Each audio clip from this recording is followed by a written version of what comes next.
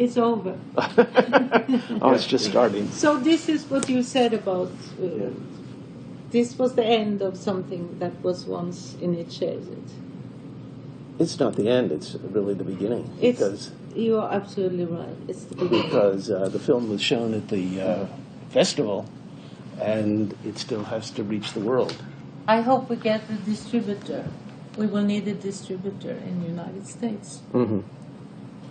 And so, yes, I hope it will travel, because it is a movie about relationships, not Ingmar's and mine necessarily, but about what it means to see each other. I should tell you that this interview has been very long in coming. When you did A Doll's House in New York with Sam Waterston, I wrote to you and couldn't arrange an interview then. And I said at that time that I thought that Ingmar should win the Nobel Prize in Literature for the work that he did with you and his output. And you sent me back a handwritten, lovely note saying that you couldn't do the interview, but perhaps we'd be able to do it someday.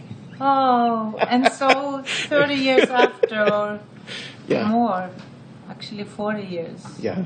Almost. Tell me about your early influences that made you want to become an actress and that made you want to become the kind of actress that you are. Well, you never know what kind of actors you want to be, because you just want to be an actor. But I always wanted to be an actor from childhood off, and I'm so surprised that I've been an actress my whole life, and I've been able to feed my child and me, and education for her and everything. I've been paid for what I as a child thought was, the greatest fun in the world, that I'm continuing to do what I loved to do as a child, and that you can make a life out of that. And it's made me so happy, and it's brought me around the world, and it has then also been the door to other professions, to writing and to directing, and to, because when I was known, I could be a spokesperson for people who didn't get to a camera and talk for them. Was there anything in particular that you remember as like the first time you saw a play or a movie or a book that inspired you, or No, you just... It really was what I knew I could do from very early childhood. I wrote plays, and we would do it, in the Saturdays after school, and we would perform, and I was a member of YWCA, and because I wrote, I would make beautiful stories about the Virgin Mary and Jesus and so, and we would perform for the old ladies at YWCA, and they couldn't protest. They came to meetings and they sat there, and it was my way of communicating, because I'm shy basically, but this way I could give the best, which was me, and I've continued to do that. Did you take formal acting classes? I went to England, and I read with an English actress when I was 17 for half a year, and then I tried to get into the theatre school in Norway, but they didn't pass me. But at the famous same time, mistakes. Well, many of them has happened to many other good actors, and then I got an offer to do the Diary of Anne Frank at the theatre in Norway, and everybody who did her, because you recognize yourself as such a little girl, they had success, and so had I, and so I was famous in a small town in Norway from I was 18, and that has been my life. Mm-hmm. Do you have a technique, or do you is it your personality? Is it some combination of the things you think about? Do you have a kind of way of approaching things that is particular? No, I'm an actress, and we have different ways of meeting the characters that we are given, and for me it is to try to find the truth, the way I know it from this character in this play, and see how much I can take from my experience or from what I have seen others go through, and to use that. So it goes through me. The character, it is always me, but the character is different, but it will always have my face. I'm not that kind of actor that, can put on noses and so and be somebody else. For me, acting is to use me and show this other person. And when you're on a film or theater situation with people that have come to acting in a totally different way, what is the interaction like? That happens very seldom, I'm not Stanislavski kind of actor, but good actors, we act more or less the same way, and it would be a trouble for me to be with somebody, who can't talk to you because they're into this mood and so. And I've very seldom had that experience, both as an actor and as a director. And I would never choose to work with somebody who was weird, and by being weird they would find a character. I have to relate to real people. You have directed both films and theater. Yes. Are they different, or are they the same? Oh, it's very different. A good film actor is necessarily not a good theater actor, because you need schooling to be a theater actor. You can't mumble and get away with it, because on the film it looks natural. Most theater actors, have a better chance doing a film. Very few film actors have a good chance about being a theater actor. As a director, do you feel differently about the two media? Oh, as a director, I get great respect for actors.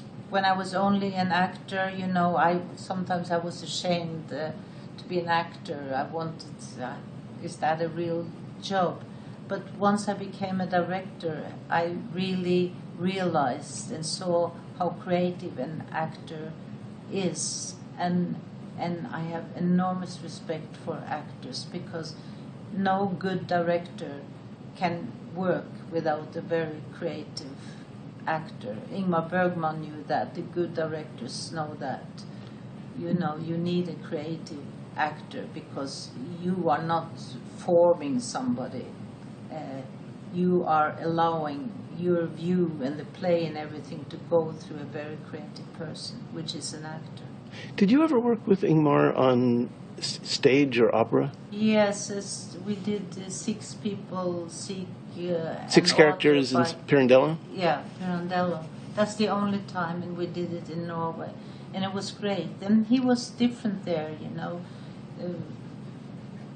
and I loved it, and I wish I could have done more of it. But I'm Norwegian, he's Swedish, and he works, of course, in a theater in Sweden at Dramaten, and then you stay with your company. But he did come once to the National Theatre in Norway.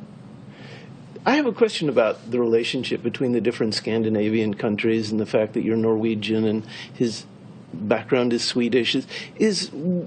What is the environment in the Scandinavian countries? Is there competition, or do they all feel like they're part of the same thing? Well, or? In films there is competition, because, a lot of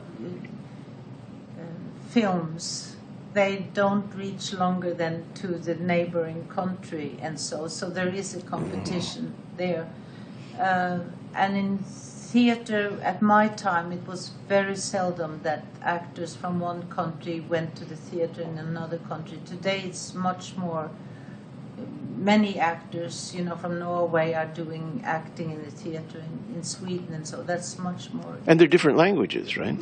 It's different languages, but we can understand each other. But for a Norwegian coming to Sweden, you have to moderate your language so it sounds something like Swedish. The other way it goes better, because we understand Swedish better than they understand Norwegian.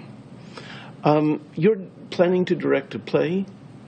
I'm not planning. I am doing it. Doing it. Yes, I'm You're going to Norway to the National Theatre to do Uncle Vanya at the National Theatre there, and I'm doing a film, hopefully, Miss Julie, from an adapted screenplay by August Strindberg, and then I have been asked to do a Doll's House by Henrik Ibsen here in on Broadway in 1.5 years from now.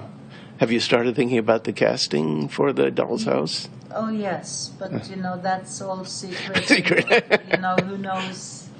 It's far off. But obviously, since I'm soon going to Norway to do Uncle Vanya, that cast is there, and we will meet 15th of October, the first time, to just have a reading. Will that be brought back to the U.S.? No, well, maybe we will be asked to come to BAM or somewhere. I don't know. Have you done Shakespeare?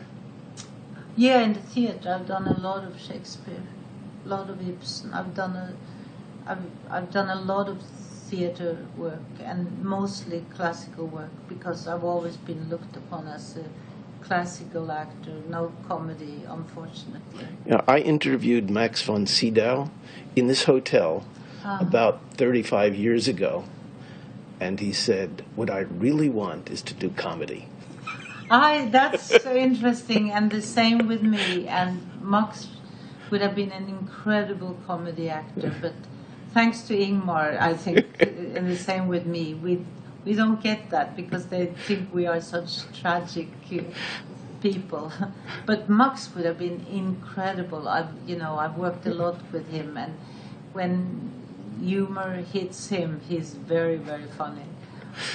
I've just started an educational channel about Shakespeare's sonnets. I'm very interested in that.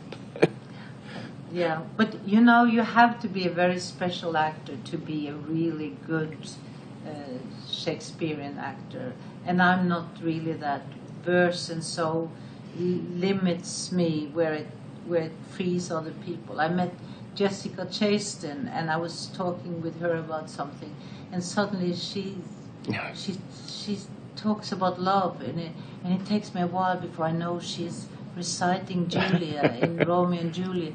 And she recited in a way, I thought it was Jessica talking to me. Now that is a Shakespearean actress. I could never do that. Well, there are many, many ways of doing Shakespeare. I saw Jessica as Desdemona in Othello. You saw Jessica in... Chastain in Othello as Desdemona. Oh, and how was she? She was good. Yeah. She was good. Yeah. This film really inspired me in several ways. It inspired me that there really should be, again, I went to one maybe 30, 40 years ago, a retrospective of the work that you've done in the films with Ingmar, your own films, and it just brings back the strong sense of a work that needs to be exposed in its whole. I hope that somehow this film will lead to something bigger than just the film. It's a great introduction. Well, I hope, because so many, in film schools everywhere, they don't even know about Ingmar Bergman. I do hope there could be, a festival of Ingmar Bergman's movies. I mean, as interesting as festival of Henrik Ibsen's plays, and so, because Ingmar always wanted to be a writer, and through his films I do think he's also a wonderful writer, a man who sees relationships and knows how to describe it with different words than a lot of other filmmakers. And the other thing that inspired me was what you said at the press conference, at the Q&A the other day about Faro. I was a member of the Institute for Advanced Studies in Princeton, where they have all kinds of, it's a scholarly retreat. And the idea of having a cultural retreat at a place like this would be just sensational. That's what it has been in some years now, but I think... How much money do you need for that to continue? To keep it running from year to year, what it would cost to keep it running from year to year. That is the money that they need, and they don't have that. Yeah, money. but I'm asking how much that I is. wouldn't know. I would think, $500,000. That's it? Huh? That's not a lot of money. That's a lot of money? That's not a lot of money. No, but then I think I'm even saying more than what is needed.